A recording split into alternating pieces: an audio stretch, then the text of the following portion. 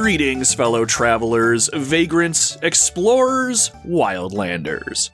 This is Nomad speaking, and welcome back to the Retro Wildlands.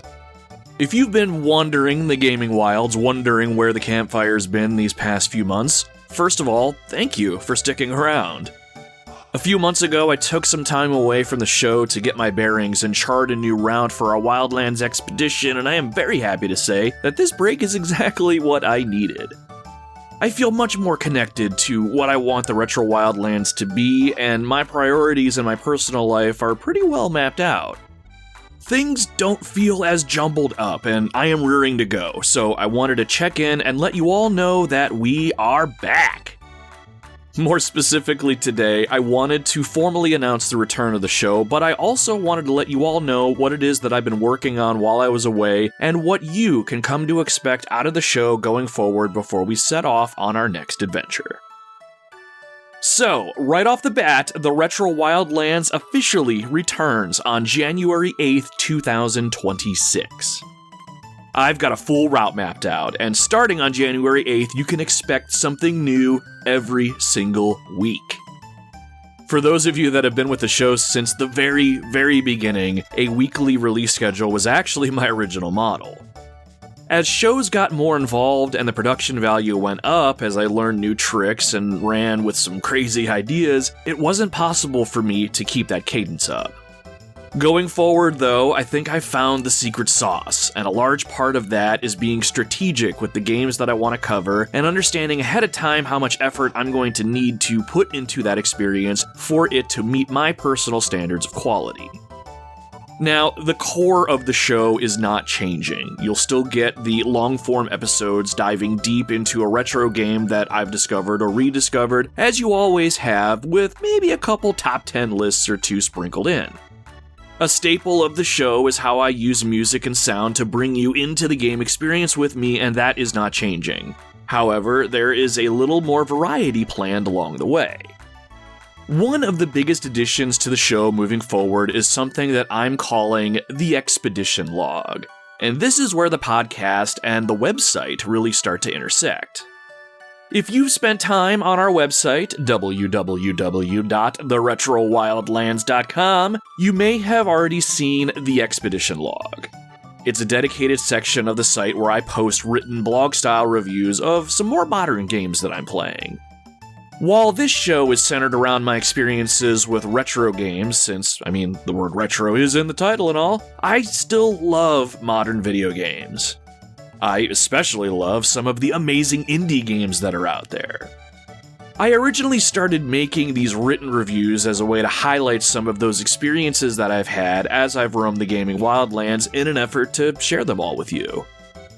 Going forward, those written expedition log entries will serve as the foundation for a new series of short-form audio episodes.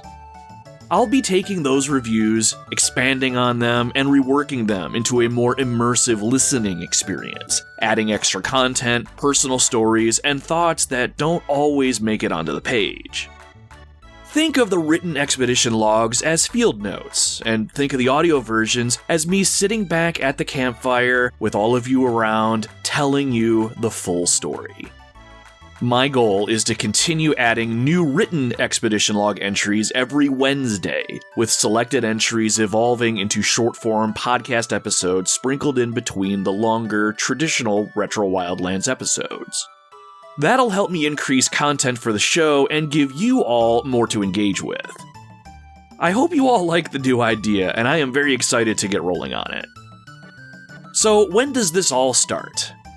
The first major episode dropping on January 8th will be my 2025 year in review. This will be a long-form episode where I count down the top 10 games that I played in 2025. I'm going to include the highs, the surprises, and the games that stuck with me long after the credits rolled, both modern and retro games to be included here. If you are looking for a perfect re-entry point into the show, this episode is going to be the one for you. I also wanted to highlight some of the other work that I was doing while I was away too. One of the bigger things was some of the upgrades that I've made to the podcast website, theretrowildlands.com. On our website, you can now sign up for a free account using just an email address. Creating a free account on the website lets you leave comments on podcast episodes, blog posts, and videos. My goal with this is very simple. I want to give people a place to interact with me and with each other outside of social media. Basically, I want to make the website a digital campfire where the conversation doesn't disappear into an algorithm somewhere. That is not to say our current social media platforms are going anywhere. I will still be very active on Facebook, Instagram, Threads, and Blue Sky, but the website is yet another place that you can gather if you so choose. I have also added an optional way that you can support the podcast financially. On the Retro Wildlands website, you'll now see an option to buy a log for the campfire. Now, I want to be very, very clear about this. I am not asking anyone for money, and donating anything does not unlock any extra content for you at this time. I was very hesitant to even add this feature, but the reason being, I had a few listeners over the last couple years reach out to me and ask how they could help support the show, which was incredibly humbling. This addition to the website and giving everyone the ability to help support me financially is simply an option for those that want it. Any support that you decide to send my way will go directly towards offsetting costs. Things like keeping the website running and maintaining or upgrading recording equipment, for instance. But like I say at the end of every show, listening to the show, sharing the show, and just being part of this community is already more than I could have ever asked out of any of you. So again, this is not a sales pitch, but if you really do like what it is that I'm doing here, or what I will be doing in 2026, and you want to support me in this specific way, now you have the option to do it. I don't plan to ever promote this feature again on the show or anything, and I don't think I'm going to post about it on social media. This is the one and only time, but I wanted to let everyone know, especially those that have been nice enough to ask me, there is something on the website now for you that allows you to do this, so there you go. Alright, now before we wrap up, I just have one more quick thing. Before the hiatus at the end of episode 74, where I counted down my favorite spooky video games, I mentioned that I'd be covering Fatal Frame 2 Crimson Butterfly next on the show.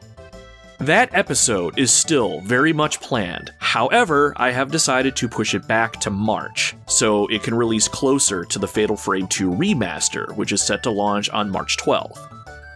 I think the timing will make for a better, more interesting discussion, and from a marketing standpoint, I'm hoping all the buzz around the remaster helps get the show into more people's earholes.